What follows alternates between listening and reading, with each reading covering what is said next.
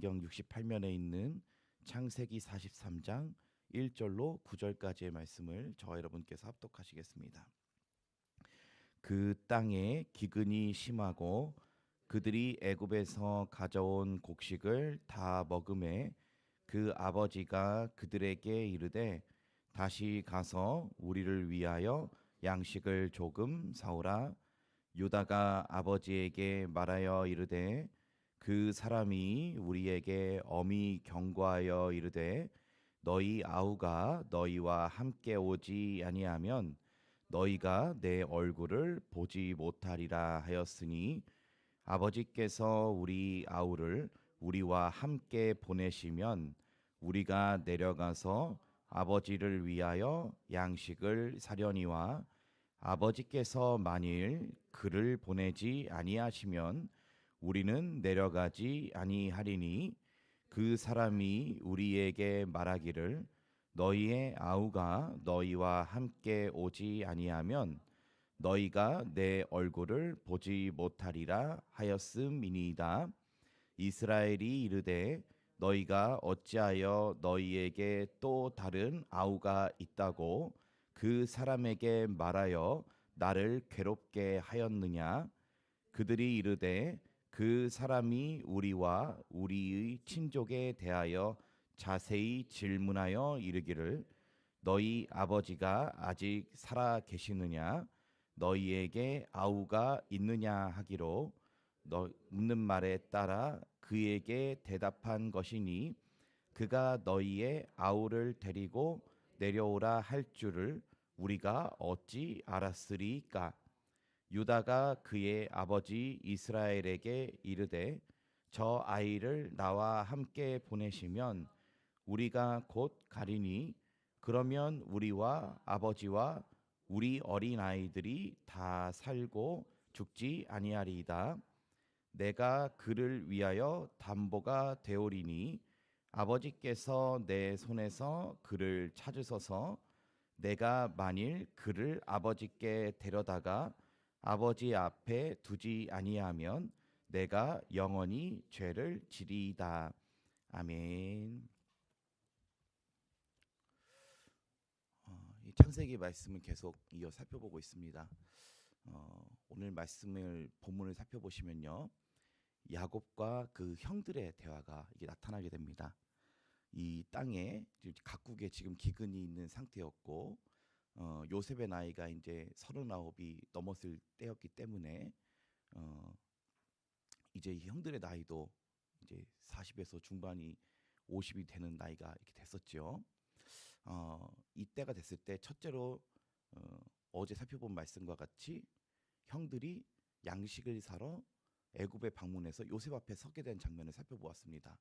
그래서 요셉의 첫째 꿈이었던 형들의 곡식단이 자기에게 절하게 되는 이 일들을 하나님께서 성취하게 하시지요. 자, 그 이후에 이 양식을 가지고 형들이 다시 가나안 땅으로 올라가 아버지 앞에 이르러서 이렇게 생활을 하다 보니 양식이 또 금방 떨어지게 됐습니다. 왜일까요? 여기 보면은 나중에 이제 가나안 땅에서 아버지와 어머니 그리고 그 이스라엘의 일가족이 함께 들어오는 그 인원수가 이제 70명이 되니 이제 이 야곱의 식솔들이 한 70명이 되는 인원들이 있었기 때문에 양식을 가져가서 먹어도 이제 금방 또 다 떨어지게 된 것이었죠. 자, 그래서 이제 양식이 거의 다 떨어지게 되자 아버지였던 야곱이 그 형들에게 다시 한번 얘기합니다. 얘들아, 다시 한번 저 애굽에 가서 양식을 좀 사와라. 자, 그런데 이 걸리는 부분이 한 가지 있었습니다. 지금 이 상황이 어떤 상황이냐면 이 전장을 살펴보면은 요셉이 애굽의 총리로서 그 형들을 정탐꾼이라고 이렇게 누명을 씌워가지고 물론 자기는 자기 형인 것을 알죠. 자, 그렇지만 다시 그 가족을 이주시킬 계획을 지금 요셉 안에는 이미 품고 있었기 때문에 그 가족 중 한 명이었던 시므온을 볼모로 잡아두고 다시 그 형들을 보냈기 때문에 이 집에 돌아갔던 이 형들 중에 다시 이 애굽으로 오기 위해서는 한 가지의 조건이 필요했습니다. 그것이 뭐였냐면 너네가 내 앞에서 말한 대로 너희 동생이 있다고 얘기했지. 자, 그러면 그 동생을 직접 한번 데려와 봐라.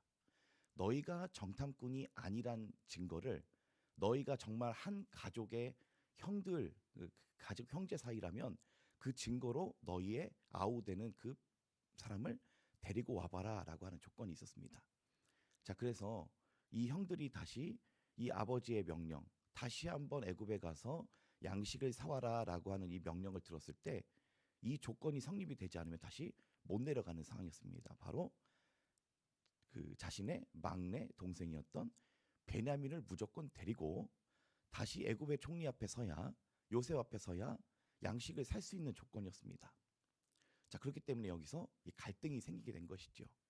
자, 그런데 야곱은 베냐민을 아꼈습니까? 안 아꼈습니까? 엄청 아끼는 아들이었습니다.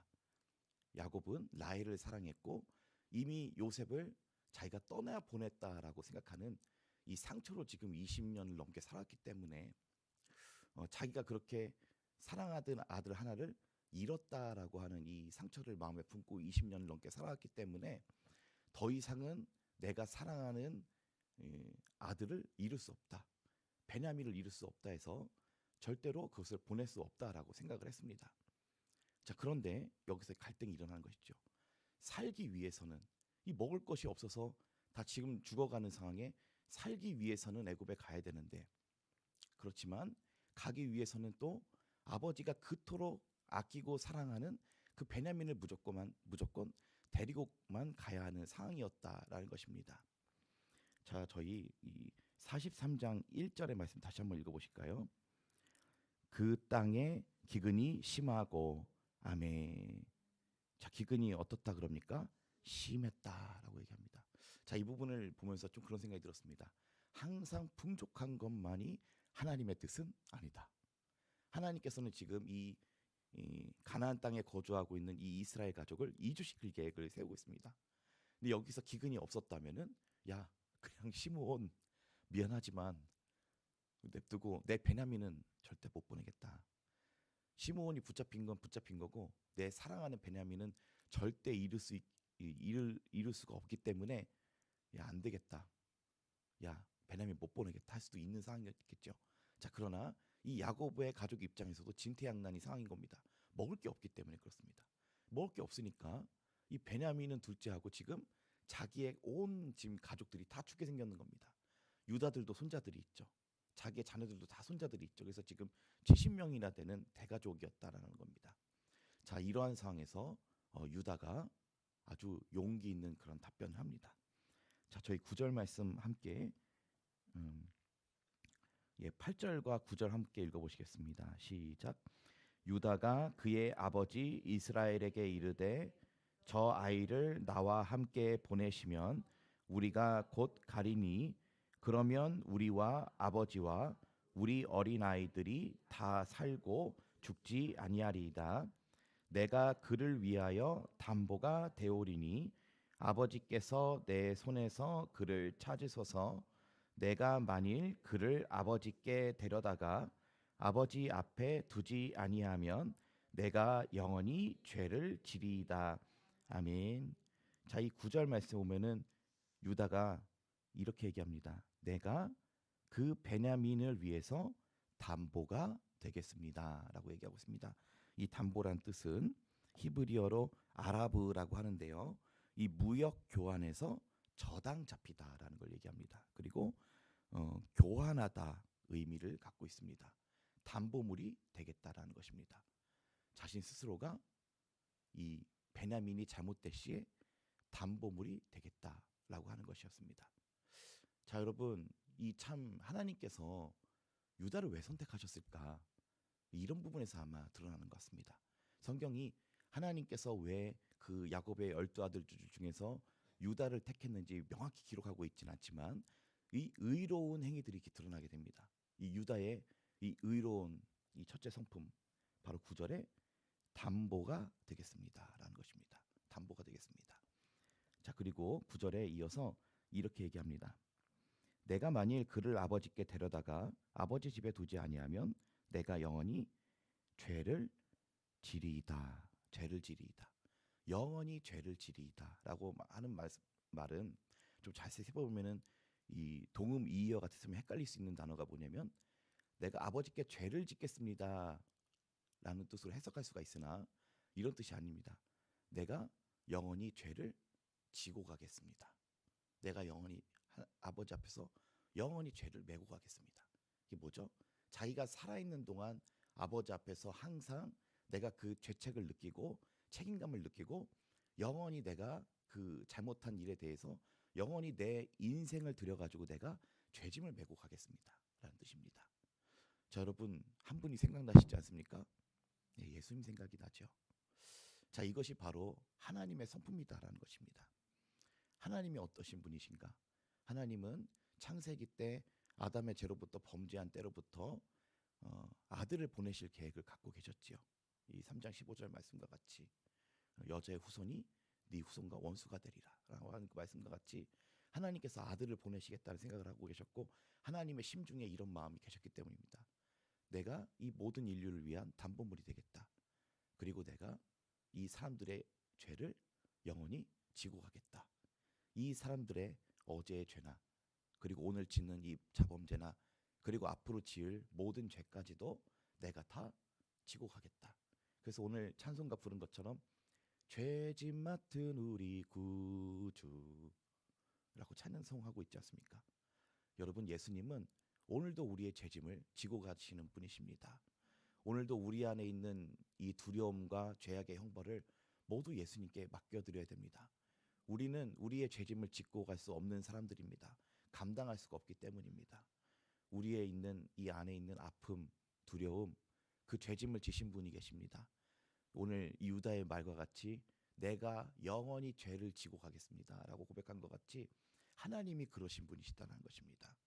하나님의 아들이 우리를 위해서 담보물이 되어주시고 또 우리를 위해서 영원히 죄짐을 지고 가시는 분이시다는 것입니다. 오늘도 주님은 우리의 죄짐을 지고 계신 분이시다는 것입니다.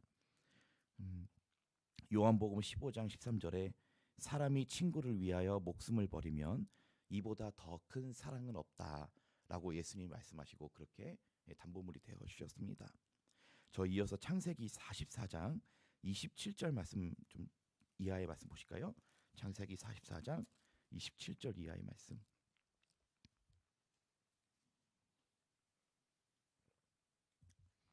자, 이 말씀을 보시면은 이제 그 형들이 함께 베냐민과 함께 내려갔다가 돌아오는 길에 요셉이 은잔을 그 베냐민의 바구니에만 넣어놔가지고 내 은잔이 없어졌다. 누가 내 은잔을 도둑질해 갔냐? 자, 그래서 요셉이 의도를 갖고 이 베냐민을 자기와 함께 두고 싶어서 이렇게 이 계책을 짰는데요. 이때 이 일이 들통이 나자 베냐민이 애굽 총리에게 볼모로 잡힐 것 같아서 두려워서 유다가 아버지에게 한 말과 같이 자기가 담보물이 되는 장면입니다. 자, 44장 27절 이하의 말씀 쭉 한번 읽어보시겠습니까? 함께 읽으시겠습니다. 주의 종 우리 아버지가 우리에게 이르되 너희도 알거니와 내 아내가 내게 두 아들을 낳았으나 하나는 내게서 나갔으므로 내가 말하기를 틀림없이 찢겨 죽었다 하고 내가 지금까지 그를 보지 못하거늘 너희가 이 아이도 내게서 데려가려 하니 만일 재해가 그 몸에 미치면 나의 흰머리를 슬퍼하며 스올로 내려가게 하리라 하니 아버지의 생명과 아이의 생명이 서로 하나로 묶여 있거늘 이제 내가 주의 종 우리 아버지에게 돌아갈 때에 아이가 우리와 함께 가지 아니하면 아버지가 아이의 없음을 보고 죽으리니 이같이 되면 종들이 주의 종 우리 아버지가 흰 머리로 슬퍼하며 스올로 내려가게 함이니이다. 주의 종이 내 아버지에게 아이를 담보하기를 내가 이를 아버지께로 데리고 돌아오지 아니하면 영영이 아버지께 죄짐을 지리이다 하였사오니 이제 주의 종으로 그 아이를 대신하여 머물러 있어 내 주의 종이 되게 하시고 그 아이는 그의 형제들과 함께 올려 보내소서. 그 아이가 나와 함께 가지 아니하면 내가 어찌 내 아버지에게로 올라갈 수 있으리이까? 두렵건대 제 해가 내 아버지에게 미침을 보리이다. 아멘. 45장 1절도 한번 읽어보시겠습니다. 요셉이 시종하는 자들 앞에서 그 정을 억제하지 못하여 소리질러 모든 사람을 자기에게서 물러가라 하고 그 형제들에게 자기를 알리니 그때에 그와 함께한 다른 사람이 없었더라. 아멘. 자, 유다의 이 의로운 부분이 이런 부분에서 이게 드러납니다. 이 32절에 보면은 아버지께 죄짐을 지리라 하였사오니 33절에 이제 주의 종으로 유다인 내가 그 아이 베냐민을 대신해서 이 애굽에 머물러 있어서 내 총리의 종이 되고 그 아이는 그의 형제들과 함께 올려 보내소서. 이렇게 실제적으로 자기가 담보물이 되겠다는 이런 선언을 합니다. 참 이 부분이 많이 감동이 되는 것 같습니다. 왜 그러냐면은 예수님 생각이 좀 나는 것 같지 않습니까? 네, 저희 둘째 아들들을 올려 보내주세요. 내가 대신 아버지 앞에 이 종이 되겠습니다. 내가 저 사람들 앞에서 이 종이 되겠습니다. 내가 대신 형벌을 받겠습니다. 34절에 이 제 예수님의 해석으로 한번 이렇게 생각해 읽어보겠습니다. 이 사람들이 나와 함께 가지 아니하면 내가 어찌 내 하나님께로 올라갈 수 있으리까? 두렵건대 제 해가 내 하나님께 미침을 보리이다. 이렇게 읽혀서 이 말씀이 복음서 같이 좀 들렸습니다. 여러분, 좀 말씀을 마무리하고자 합니다. 하나님은 어떤 분이십니까? 하나님은 우리의 담보물이 되신 하나님이십니다. 자, 그리고 하나님은 둘째로 우리의 영원한 죄짐을 지신 하나님이십니다. 하나님께서는 이러한 사람들을 또한 기뻐하셨습니다. 유다를 기뻐하셔서 예수 그리스도의 육신의 조상으로 삼은 것과 같이 이 하나님께서는 이런 의로운 마음을 갖고 있는 자들을 사모하신다는 겁니다. 마가복음 10장 43절 44절 말씀에 저희 한번 찾아서 한번 읽어보실까요? 마지막으로요. 예. 마가복음 10장 43절 44절 말씀입니다.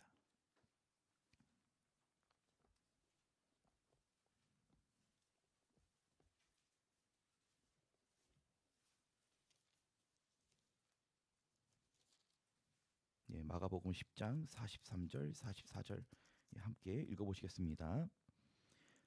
너희 중에는 그렇지 않을지니 너희 중에 누구든지 크고자 하는 자는 너희를 섬기는 자가 되고 너희 중에 누구든지 으뜸이 되고자 하는 자는 모든 사람의 종이 되어야 하리라.